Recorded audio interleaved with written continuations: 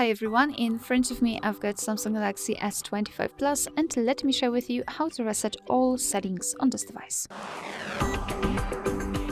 So let's start with opening the settings, and here we have to scroll down to the very bottom to find General Management.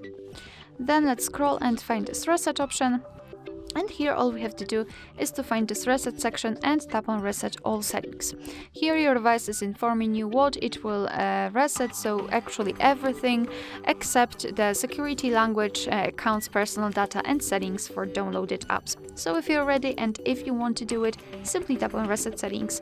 Of course, confirm everything with the pattern or actually your screen lock.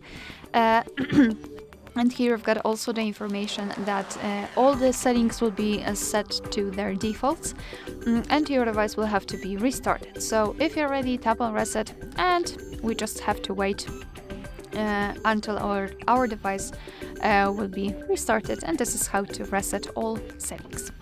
So that will be all. Thank you so much for watching. Please hit the subscribe button and leave the thumbs up.